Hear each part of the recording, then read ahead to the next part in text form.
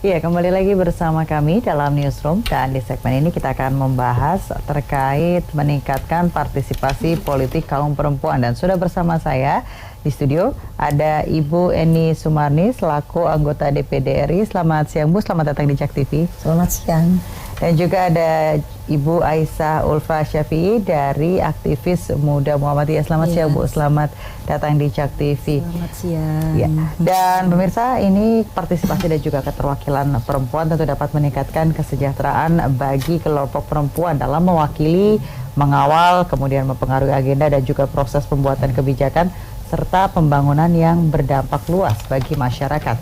Dan saya ke Bu Eni dulu nih Bu Eni, ini terkait tentang representasi perempuan begitu dalam bidang politik ini menjadi salah satu makna begitu agar keputusan ataupun kebijakan pemerintah ini menjadi responsif dan mewakili perempuan itu sendiri. Menurut Ibu seperti apa? Iya, saya sependapat sekali ya, karena kan manusia kita sebagai perempuan juga apa yang kita lihat, apa yang kita dengar dan apa yang kita rasakan itu tentunya solusinya perlu ada suatu kebijakan.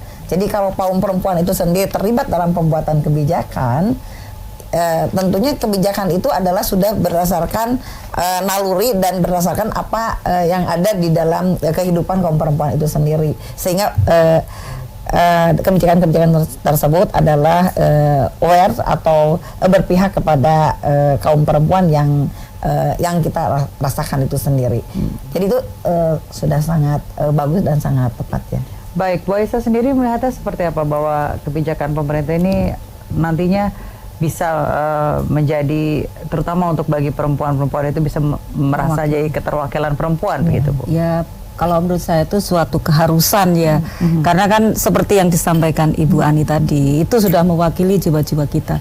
Jadi perempuan harus berbicara dan itu harus didengar, dan produk-produk yang dikeluarkan oleh undang-undang itu juga harus mewakili perempuan, karena sebagian rakyat Indonesia itu separohnya itu perempuan. Jadi mau nggak mau suara perempuan itu harus terwakili dalam sektor apapun, terutama dalam sektor politik.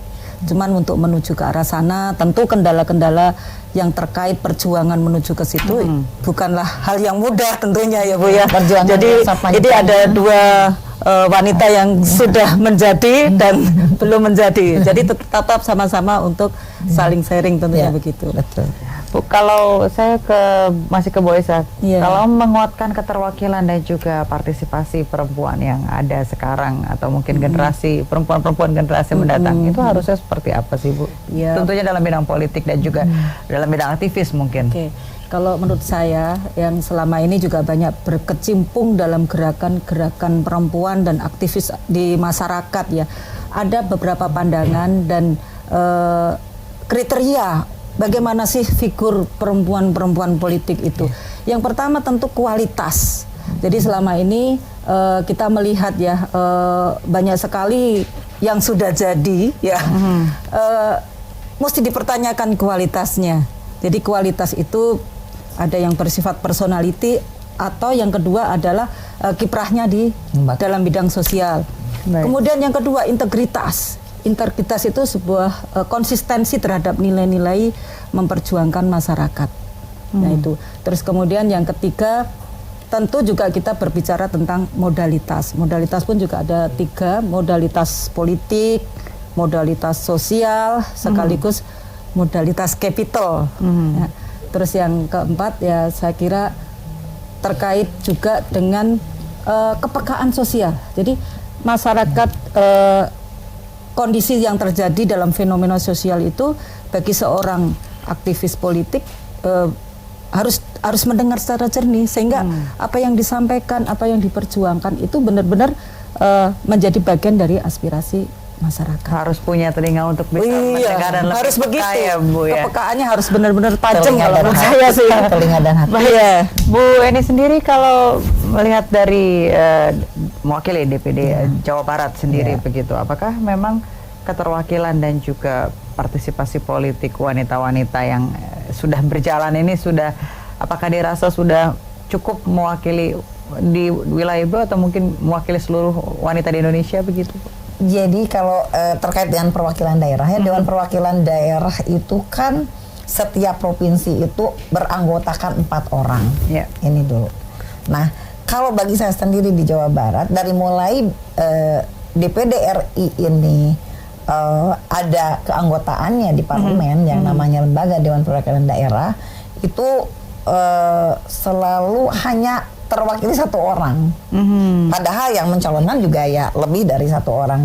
Contoh periode yang baru lalu juga 9 orang yang 2019 periode 2019-2024, dari 9 orang itu hanya 1 perempuan, dan kebetulan saya sebagai incumbent di 2019-2024 ini merasakan hal yang sangat luar biasa sulitnya di periode kedua.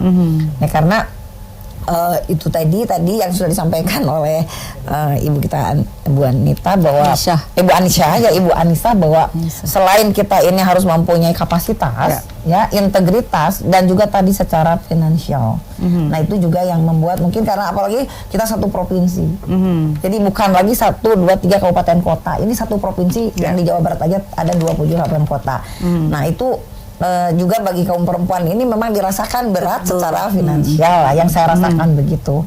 Jadi tadi aspek kapasitas diri mungkin juga kalau kebetulan bagi saya adalah background sebagai dosen, sebagai pengusaha, wirausaha entrepreneurship, dan kemudian terjun ke dunia politik dalam keadaan secara pribadi itu sudah selesai begitu.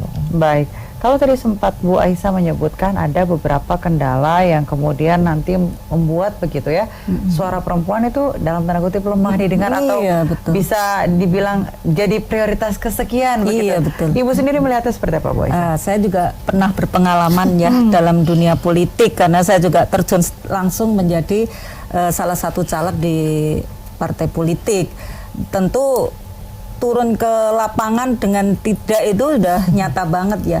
Kalau yang utama ketika kita terjun ke wilayah daerah-daerah politik, terutama pendidikan masyarakat kelas bawah, ini masih mengutamakan finansial.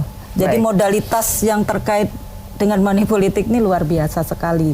Nah, terus yang kedua juga mengenai masalah tantangan-tantangan rivalitas kaum laki-laki.